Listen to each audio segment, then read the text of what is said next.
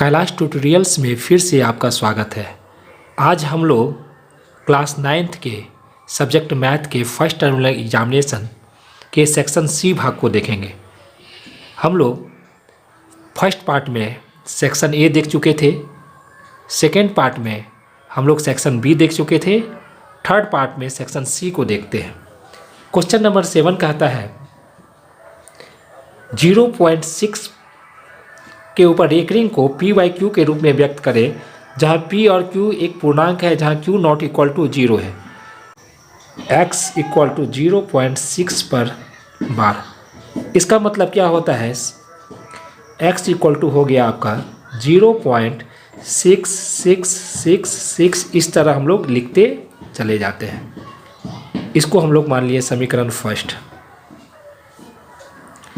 अब दूसरा स्टेप में हम लोग क्या करेंगे, जितना नंबर पर रेकरिंग रहेगा, जैसे एक नंबर पर है तो 10 से मल्टीप्लाई करना पड़ेगा, अगर रेकरिंग 2 नंबर पर होगा तो 100 से मल्टीप्लाई करना पड़ेगा, अगर तीन पर रेकरिंग है तो हमको 1000 से मल्टीप्लाई करना पड़ता है। तो यहाँ पर कितना पर है, 1 पर रेकरिंग है, इसीलिए हमको कितना से मल्टीप्लाई करने का पड़ेगा, दोनों तरफ हम क्या करेंगे 10 से मल्टीप्लाई कर देंगे।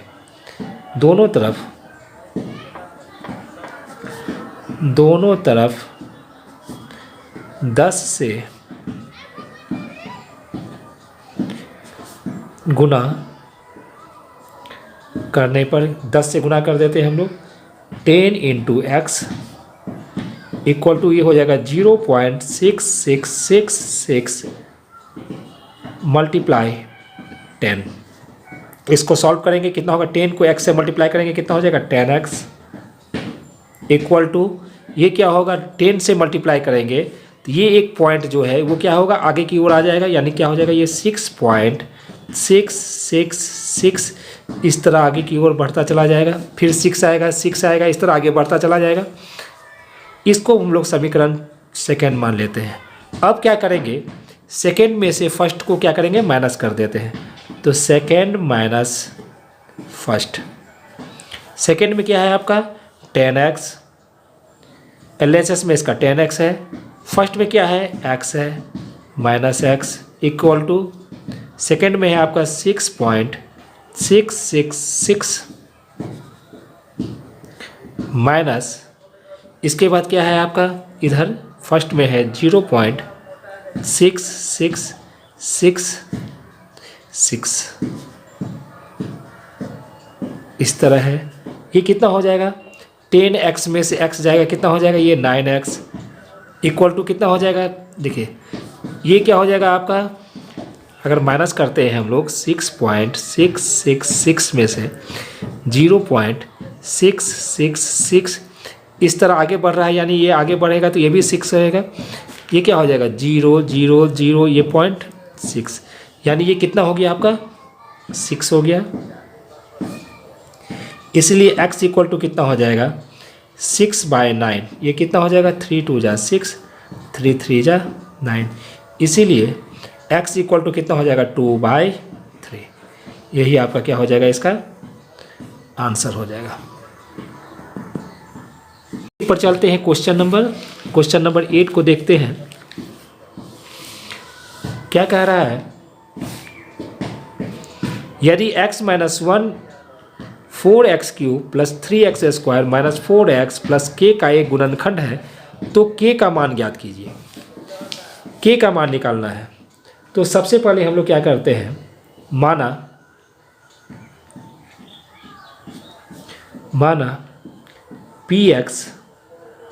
px कितना दिया हुआ है आपका यहाँ 4x cube plus 3x square minus 4x plus k, और क्या दिया हुआ है, गुणनखंड क्या दिया हुआ है, x माइनस 1। क्या करेंगे, इसको 0 कर देते हैं हम लोग, तो x इक्वल टू कितना हो जाएगा 1। अब हम क्या करेंगे, जब गुणनखंड बोल रहा है x माइनस 1 इसका गुणनखंड है, जब x माइनस 1 एक गुणनखंड है तो px कितना हो जाएगा आपका 0। तो गुणनखंड के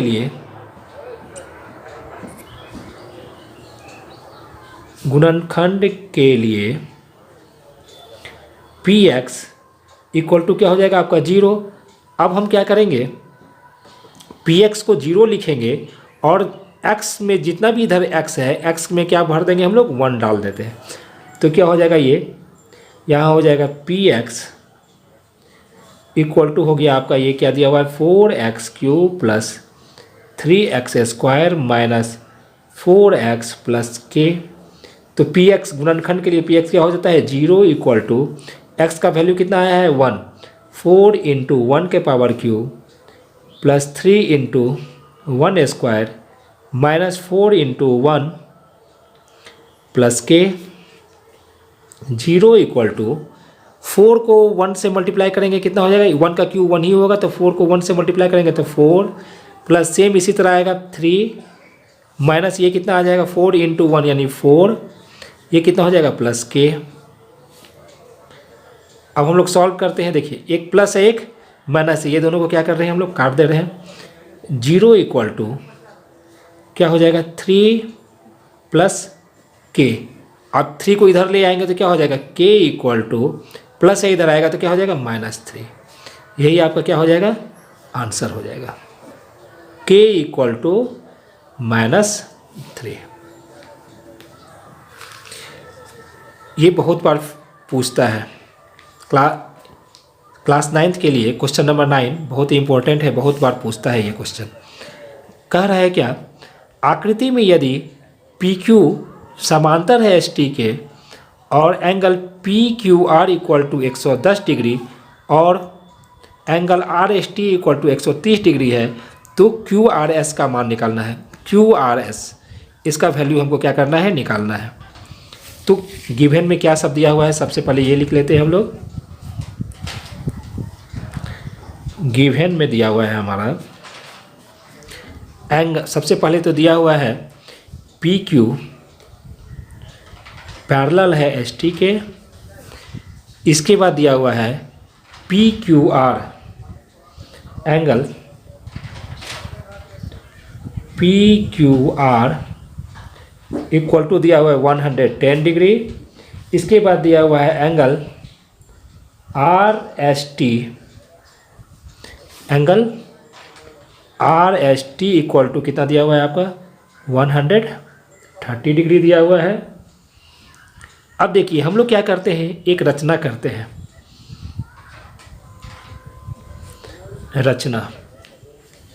रचना में क्या करते हैं, ये जो पी क्यू पैरेलल है, ये पी क्यू जो समांतर है, ठीक है, इसी के समांतर एक लाइन हम लोग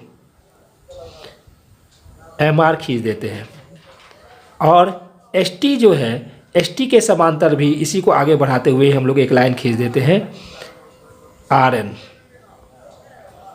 आर एन एक क्या करते हैं, लाइन खींच देते हैं। तो रचना में लिखेंगे हम लोग क्या, पी क्यू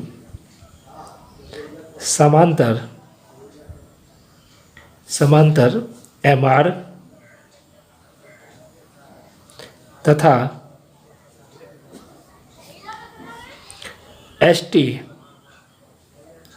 समांतर आर एन खींचा। ठीक है, अब देखते हैं इधर, इसको हम लोग एंगल 1 मान लेते हैं, इसको एंगल 2 मान लेते हैं, ये बीच वाले पोर्शन को एंगल क्या मान लेते हैं, 3 मान लेते हैं हम लोग। तो देखते हैं हम लोग क्या, चूँकि पी क्यू समांतर है एम आर के, तो हम लिख सकते हैं क्या, 110 degree plus angle 1 equal to 180 degree. 110 degree plus angle 1 equal to 180 degree, किससे, एक ही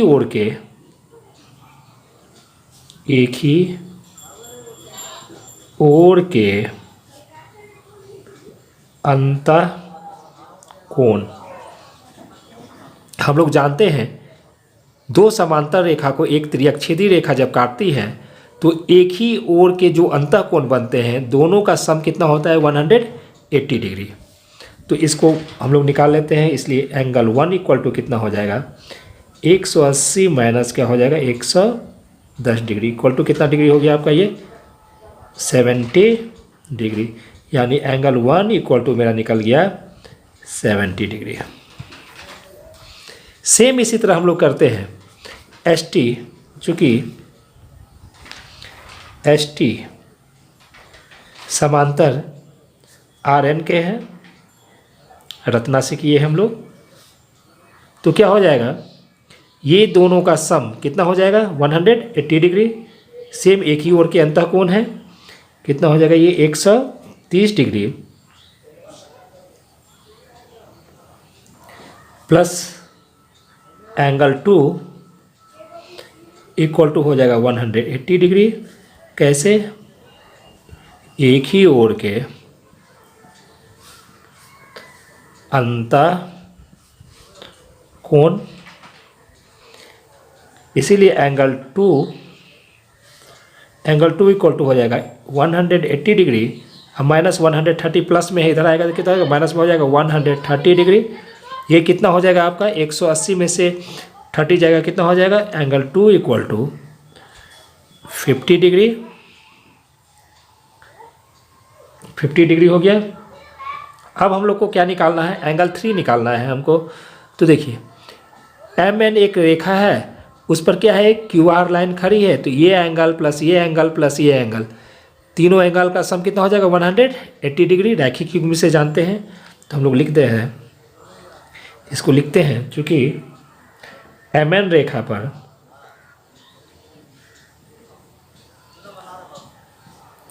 एम एन रेखा पर क्यू आर रेखा खड़ी है, इसलिए क्या हो जाएगा angle 1 plus angle 2 plus angle 3 equal to 180 degree. किससे, रैखिक युग्म से, रैखिक युग्म से। एंगल 1 कितना निकाले हम लोग 70 डिग्री, एंगल 2 कितना निकाले हम लोग 50 डिग्री, प्लस एंगल 3 हमको मालूम करना है 180 degree.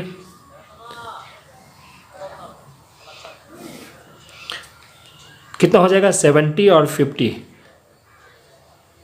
120 degree plus angle 3 equal to 180 degree. इसीलिए एंगल 3 इक्वल टू हो जाएगा 180 डिग्री माइनस 120 डिग्री, ये कितना हो जाएगा 60 डिग्री।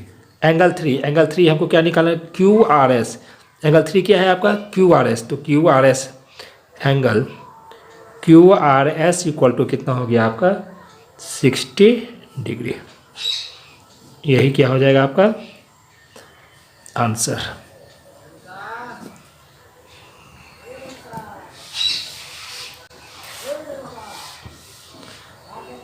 अगला क्वेश्चन देखते हैं हम लोग, क्वेश्चन नंबर 10।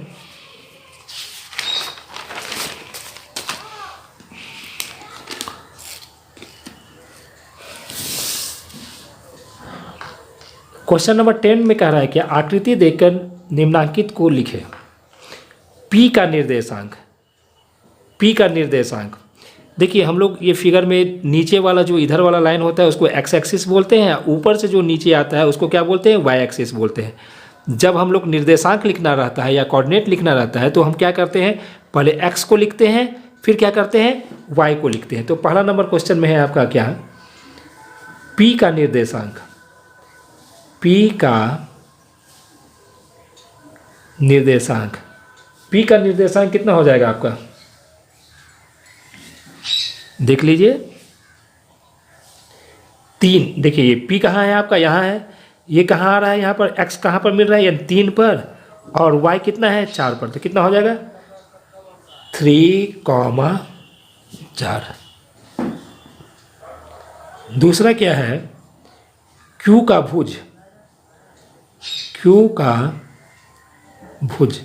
भुज बोलते हैं x एक्सिस को, Q का x एक्सिस को लिखना है, x को लिखना है। तो Q कहाँ है आपका, यहाँ है, ठीक है Q यहाँ है, तो हमको भुज बोल रहा है, तो भुज कहाँ है आपका यहाँ। ये एक्स एक्सिस यहाँ पर है, ये किससे मिल रहा है यहाँ -5, तो क्या हो जाएगा -5। भुजी बोल रहा था इसीलिए हम सिर्फ भुजी लिखे। आर की कोटि हमको बोल रहा है, आर की कोटि। आर की कोटि कितना हो जाएगा, देखिए आर यानी आर जो है आपका वाई, ये एक्स हो गया, इधर आके क्या हो गया, नीचे वाला क्या होता है वाई, तो कहाँ मिल रहा है ये -2 पर, तो -2। यही क्या हो जाएगा आपका आंसर हो जाएगा। क्वेश्चन नंबर 11 देखते हैं हम लोग। आकृति में ट्रायंगल पी क्यू आर, देखिए क्या दिया हुआ है, ट्रायंगल पी क्यू आर को भुजा क्यू पी और आर क्यू, क्यू पी और आर क्यू को क्रमशः एस और टी तक बढ़ाया जाता है। देखिए यहाँ पर क्या दिया हुआ है, क्यू पी को हम क्या बढ़ा, कहाँ तक बढ़ा दिए, एस तक बढ़ा दिए, और क्यू आर को हम लोग कहाँ तक बढ़ा दिए, क्यू टी तक बढ़ा दिए। तो इससे जो एंगल बनता है, क्या सब एंगल दिया हुआ है आपका, एंगल गिवन दिया हुआ है आपका, angle S P R equal to 135 degree, angle P Q T equal to कितना है आपका 110 डिग्री। हमको क्या निकालने के लिए बोल रहा है, पी आर क्यू, यानी P R Q, P R Q ये एंगल हमको क्या कर रहा है, निकालने के लिए कह रहा है।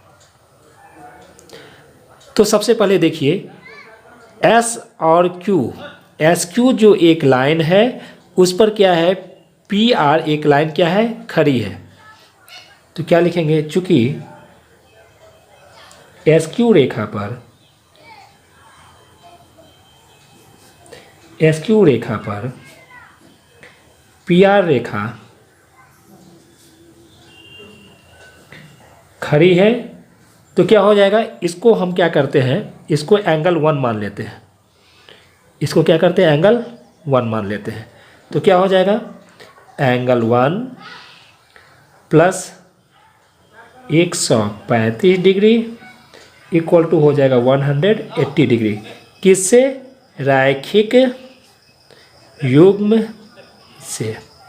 तो एंगल 1 कितना हो जाएगा, एंगल 1 इक्वल टू हो जाएगा 180 डिग्री माइनस 135 डिग्री। इसको अगर हम माइनस करते हैं कितना हो जाएगा, 5 7 में 3 45 डिग्री। ये मेरा एंगल 1 निकल गया। इसी तरह हम लोग इस एंगल को निकालना है, मान लेते हैं ये एंगल को क्या मान लेते हैं 2, तो क्या हो जाएगा देखते हैं, टी आर एक रेखा है, उस पर क्या है आपका क्यू एस रेखा खड़ी है, क्या लिखेंगे, टी आर रेखा पर, टी आर रेखा पर क्यूपी रेखा, क्यूपी लिखे या क्यूएस लिखे, क्यूपी रेखा खड़ी है, क्या हो जाएगा, angle 2 plus 110 degree equal to हो जाएगा 180 डिग्री, किससे, रैखिक युग्म, लीनियर पेयर से। अब देखिए इससे हम क्या कर देंगे, एंगल 2 निकाल लेते हैं, एंगल 2 इक्वल टू कितना हो जाएगा, 180 डिग्री माइनस 110 डिग्री, कितना हो गया ये 70 डिग्री, यानी एंगल 2 निकल गया मेरा 70 डिग्री। अब हम देखिए ये एंगल निकल गया, ये एंगल निकल गया, अब ये एंगल हम निकाल सकते हैं किससे, त्रिभुज के तीनों कोनों का योग 180 डिग्री होता है। तो लिखेंगे त्रिभुज,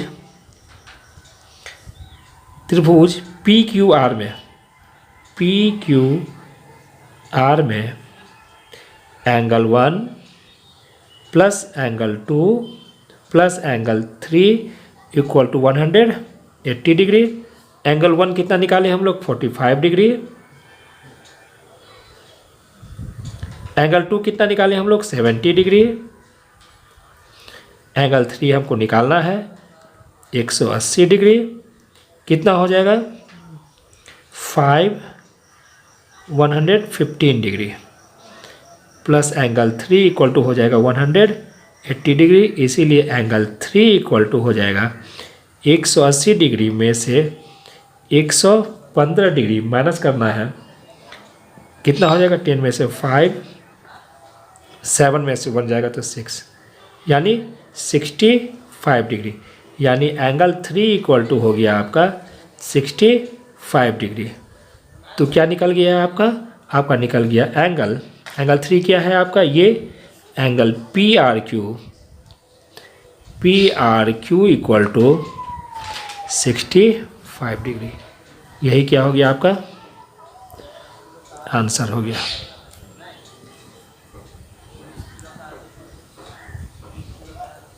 अब हम लोग क्वेश्चन नंबर 12 की तरह चलते हैं।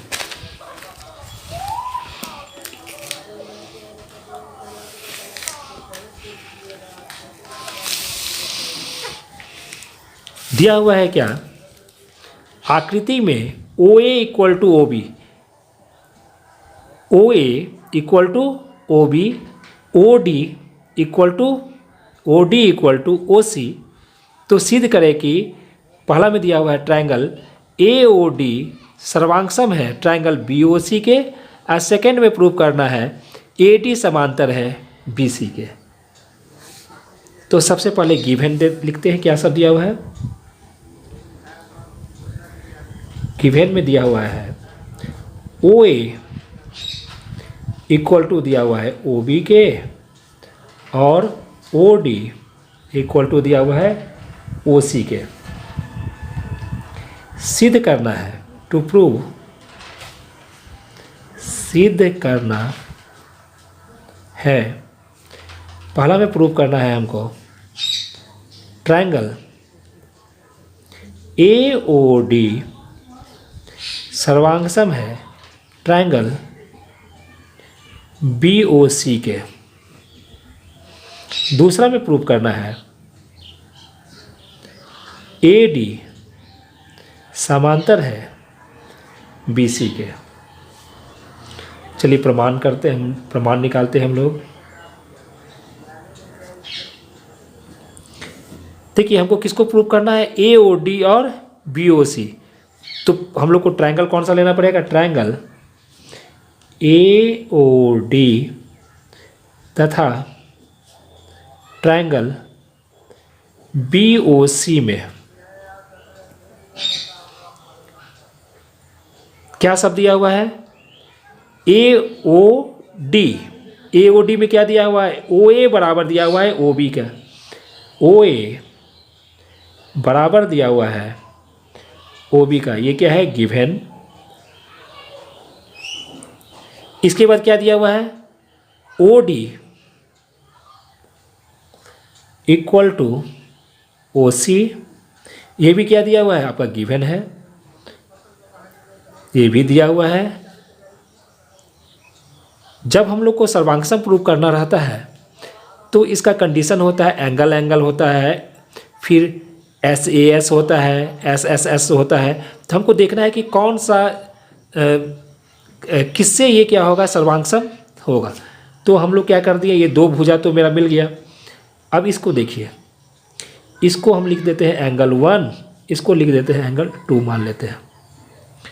तो एंगल 1 इक्वल टू एंगल 2 शीर्षाभिमुख कोण, यानी आमने सामने का कोण होता है।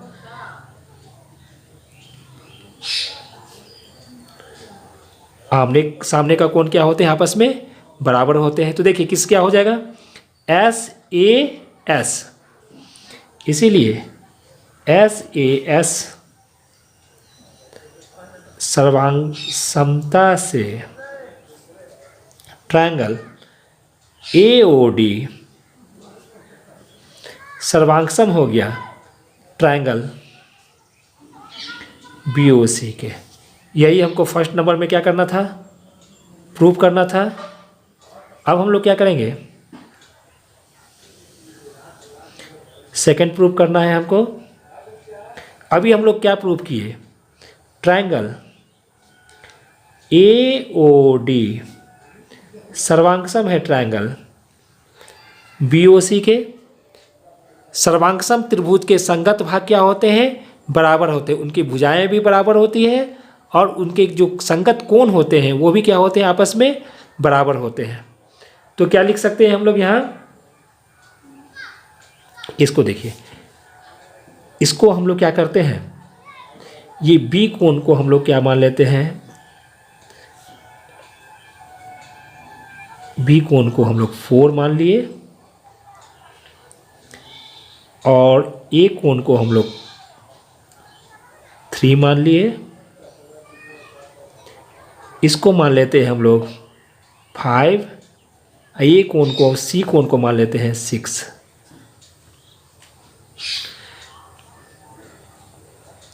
तो क्या हो जाएगा ये हो जाएगा, जब सर्वांगसम हो गया तो इनकी जो संगत कोण होते हैं वो आपस में क्या होंगे? बराबर होंगे। तो हम लिख सकते हैं एंगल 4 बराबर एंगल 3 या एंगल 3 बराबर एंगल 4।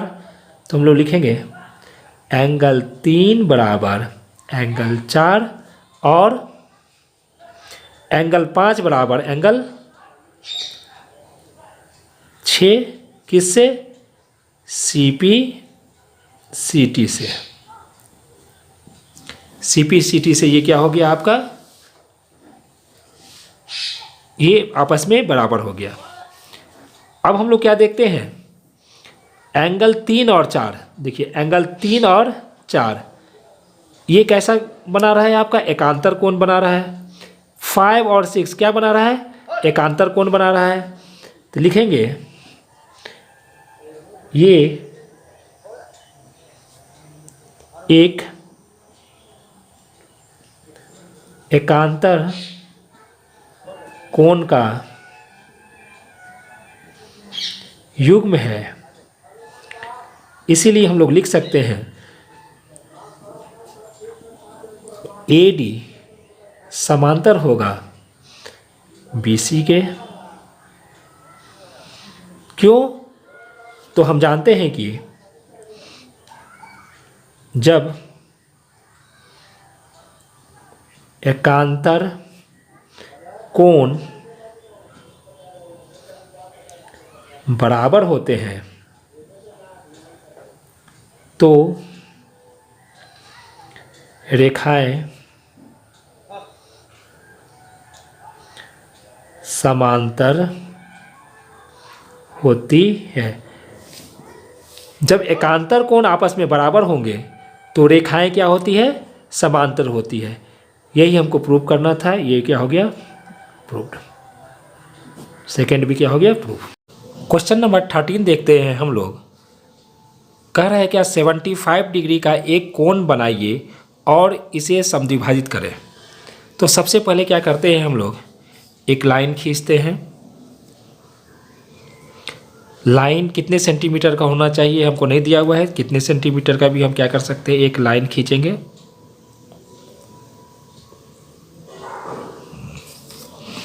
इसके बाद इस पर हम लोग के कितना डिग्री का बनाना? 90 डिग्री का एंगल बनाएंगे। 90 डिग्री का यहाँ रखते हैं हम लोग।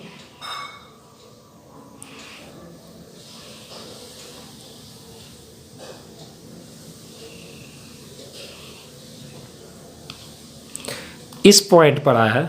इस पॉइंट से फिर हम क्या करेंगे? 60 डिग्री का एंगल काटेंगे। यहाँ से ये हो गया मेरा 60 डिग्री, ये हो गया 120 डिग्री। इसको ऊपर में काटते हैं, फिर 120 पर रखकर हम लोग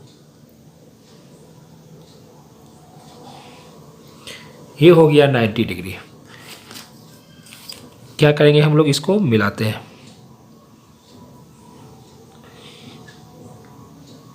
ये देखिए बस हम इतना ही मिलाते हैं यहाँ। ये 90 डिग्री का एंगल बन गया। हमको क्या करना है? 75 डिग्री का एंगल बनाना है। 75 किसके किसके बीच में बनेगा? देखिए ये 90 है, यहाँ 60 है। अगर हम 90 और 60 यानी कितना हो गया? ये 30 डिग्री हो गया। 30 डिग्री को अगर समद्विभाजित कर देते हैं तो कितना हो जाएगा? ये 15 हो जाएगा, ये 15 हो जाएगा। तो 60 प्लस 15 कितना हो जाएगा 75। तो ये दोनों लाइन को हमको क्या करना पड़ेगा, समद्विभाजित करना पड़ेगा। तो समद्विभाजित करने के लिए क्या करना पड़ता है हमको, सबसे पहले हम क्या करेंगे 60 पर रखकर इसको आगे की ओर बढ़ाएंगे और 90 डिग्री का जो ये चाप यहाँ कटा है इसको रखकर हम लोग क्या करेंगे, यहाँ से इसको काट देते हैं। इस पॉइंट पर मिला, इसको हम लोग क्या करते हैं, मिला देते हैं।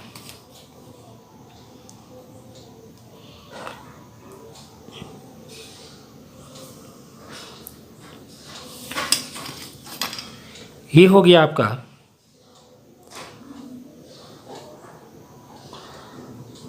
टोटल एंगल कितना हो गया आपका, ये टोटल हो गया 75 डिग्री। इसका नाम दे देते हैं हम लोग ABC, यानी एंगल ABC कितना हो गया आपका 75 डिग्री। अब क्या कर रहा है, 75 डिग्री को क्या कर रहा है, समद्विभाजित करना है। समद्विभाजित करने के लिए क्या करते हैं हम लोग, 0 पॉइंट पर यहाँ लाते हैं और इसको ऐसे काटते हैं और जहाँ 75 का जो ये चाप कटा हुआ है यहाँ इस पॉइंट पर, इसको यहाँ रखते हैं और इससे क्या करते हैं, इसको ऐसे काटते हैं। अब ये दोनों को क्या करेंगे, हम लोग मिला देते हैं। यहाँ मिला है ये दोनों को हम क्या करेंगे,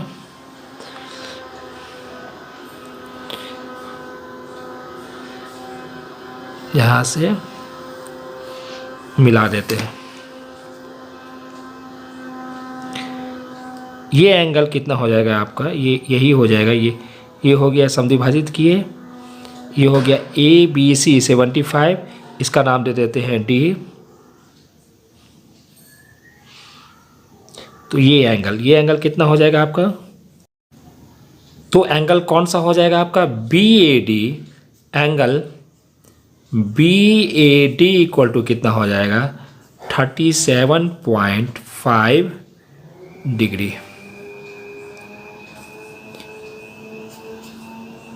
अगले क्वेश्चन की ओर चलते हैं हम लोग।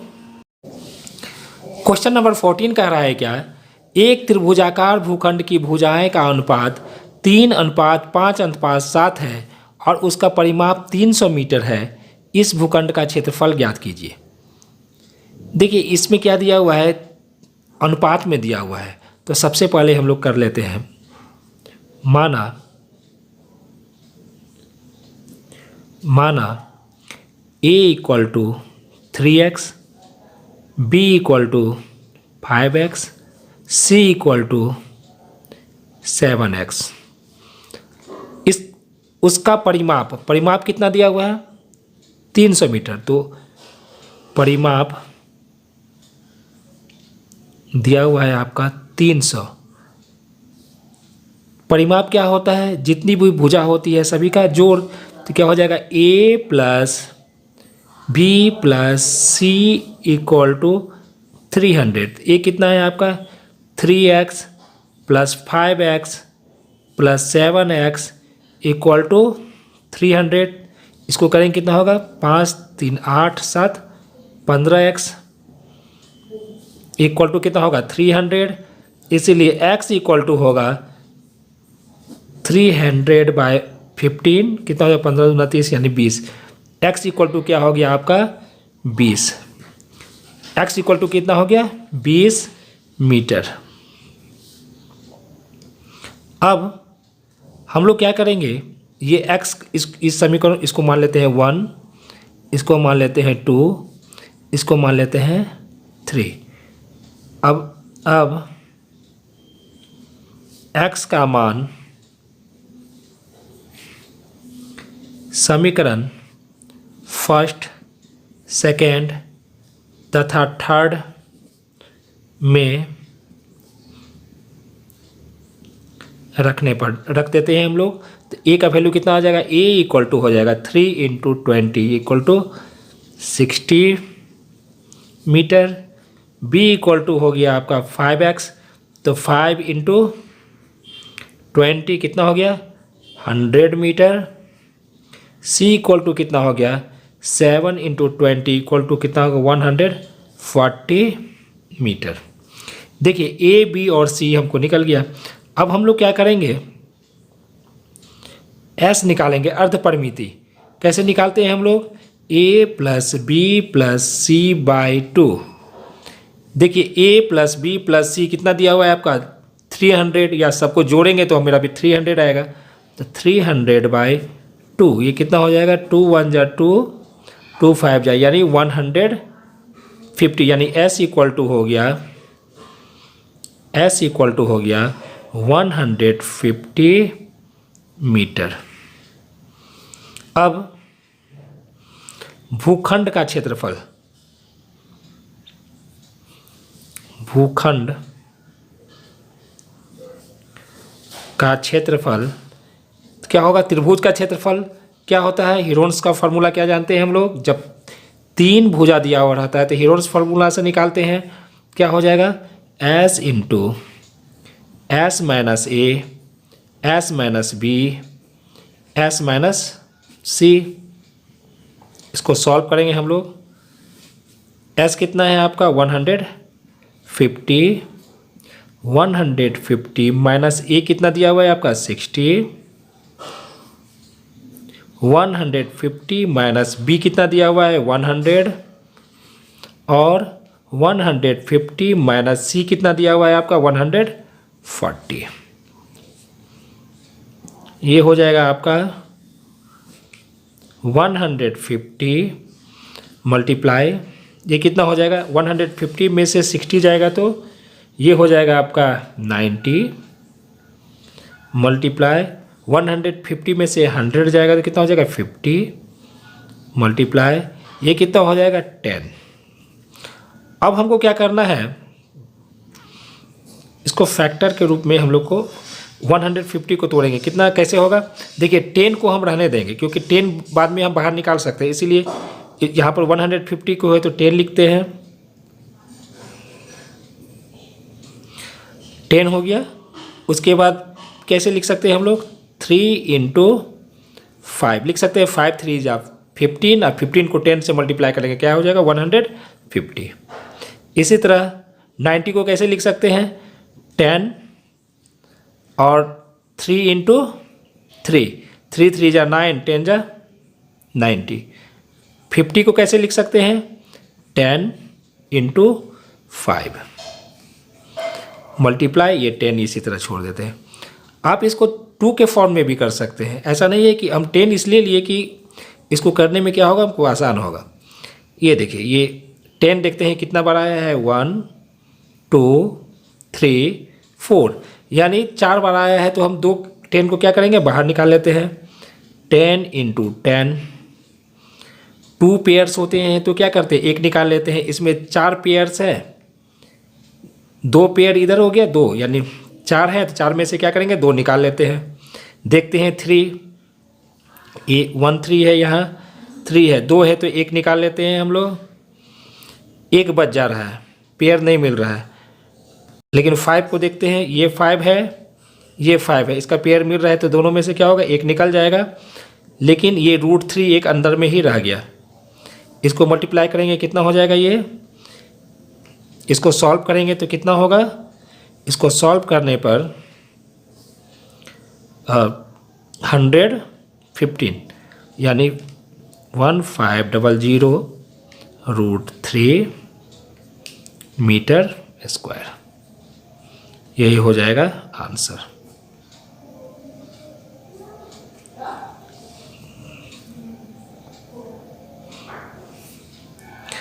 अब हम लोग 15 नंबर के क्वेश्चन की तरफ चलते हैं। देखिए इसमें पूछ रहा है क्या, इसमें पूछ रहा है प्राथमिक आंकड़े किसे कहते हैं, प्राथमिक आंकड़े किसे कहते हैं। तो प्राथमिक आंकड़े वैसे आंकड़े को कहते हैं, प्राथमिक आंकड़े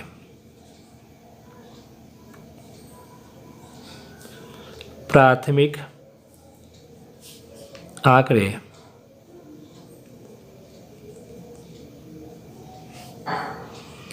वैसे आंकड़े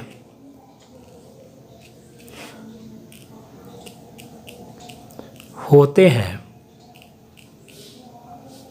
जिसमें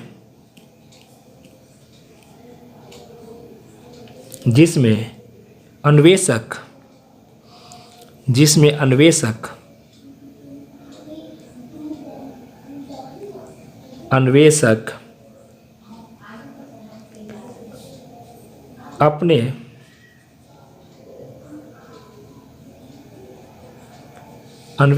अपने पर्यवेक्षण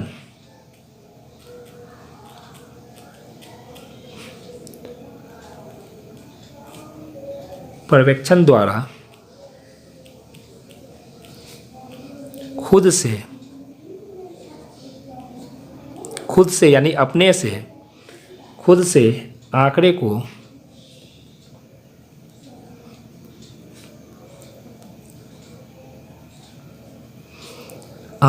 को संग्रहित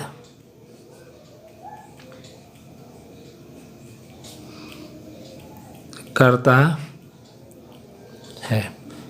प्राथमिक आंकड़े वैसे आंकड़े होते हैं जिसमें अन्वेषक मतलब जो डाटा कलेक्ट कर रहा है, अन्वेषक अपने पर्यवेक्षण द्वारा खुद से आंकड़े को संग्रहित करता है। जैसे इसमें प्राथमिक आंकड़े के 2 उदाहरण दे, तो इसका उदाहरण में आ जाएगा आपका क्लास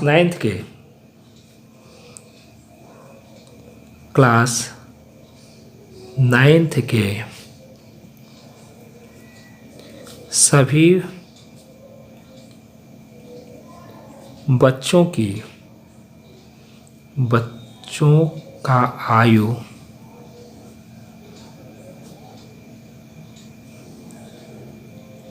का आंकड़ा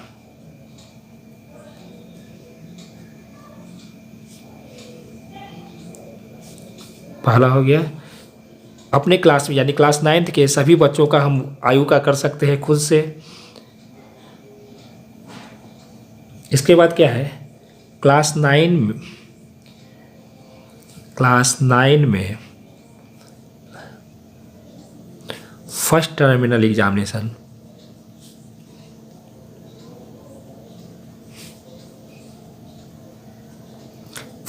एग्जाम में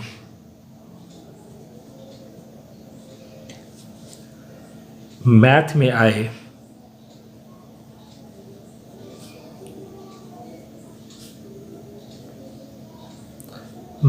आए सभी बच्चों का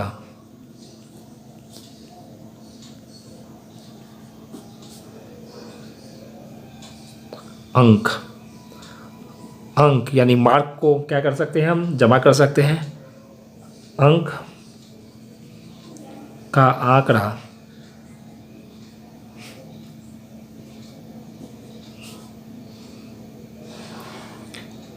संग्रहित करना।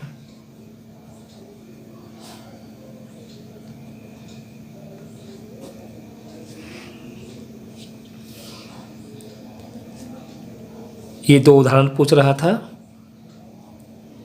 अब अगला क्वेश्चन चलते हैं हम लोग। 16 नंबर कह रहा है क्या, निम्न प्रश्नों के उत्तर लिखें। मूल बिंदु किसे कहते हैं? मूल बिंदु, देखिए मूल बिंदु क्या होता है। ये x हुआ, ये x डैश, y ये होता है y डैश। x अक्ष तथा y अक्ष जिस बिंदु पर काटती है उसको हम लोग बोलते हैं मूल बिंदु। तो क्या लिखेंगे, x अक्ष तथा y अक्ष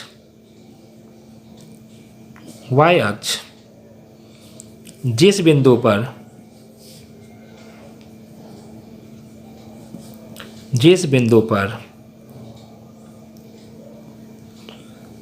काटती है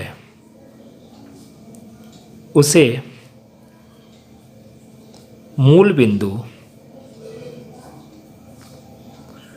कहते हैं। देखिए एक्स अक्ष और वाई अक्ष जिस बिंदु पर काट रहा है इसको क्या बोलते हैं, ओ से डिनोट करते हैं हम लोग। इसके बाद बी में कह रहा है क्या, वाई अक्ष किसे कहते हैं। वाई अक्ष कार्तीय तल में, कार्तीय तल में किसी बिंदु की स्थिति, किसी बिंदु की स्थिति, किसी बिंदु की स्थिति निर्धारित करने वाली, निर्धारित करने वाली ऊर्ध्वाधर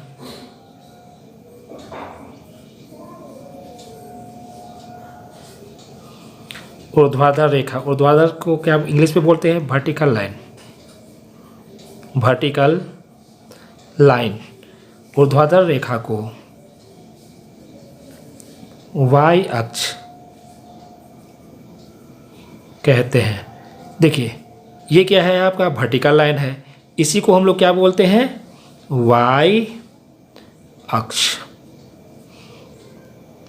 ये कौन सा रेखा है, ये क्षैतिज रेखा है, क्षैतिज रेखा को क्या बोलते हैं, एक्स अक्ष बोलते हैं। जबकि हमको क्वेश्चन में वाई अक्ष पूछ रहा है, इसीलिए हम लोग क्या बोलेंगे, ऊर्ध्वाधर रेखा जो होते हैं उसी को क्या बोलते हैं हम लोग, वाई अक्ष कहते हैं। सी नंबर, एक्स अक्ष पर स्थित सभी बिंदुओं का भुज क्या होता है, भुज पूछ रहा है। यानी ये जो लाइन है एक्स एक्सिस पर जो होगा, ये एक्स एक्सिस पर जो होगा उसका भुज क्या होगा, तो भुज यानी ये एक्स एक्सिस पर होने वाले जितने भी हैं ये भुज है, यानी एक्स तो लिखना ही पड़ेगा। क्या हो जाएगा, एक्स और वाई क्या हो जाएगा, वाई 0 हो जाता है, तो ये क्या हो जाएगा आपका, एक्स अक्ष पर स्थित सभी बिंदुओं का भुज कितना हो जाएगा, एक्स तो लिखना ही है हमको, और वाई कितना होता है, 0, एक्स और 0। अभी हम लोगों ने सेक्शन सी को देखा, अगले वीडियो में सेक्शन डी को देखेंगे। अभी के लिए थैंक यू।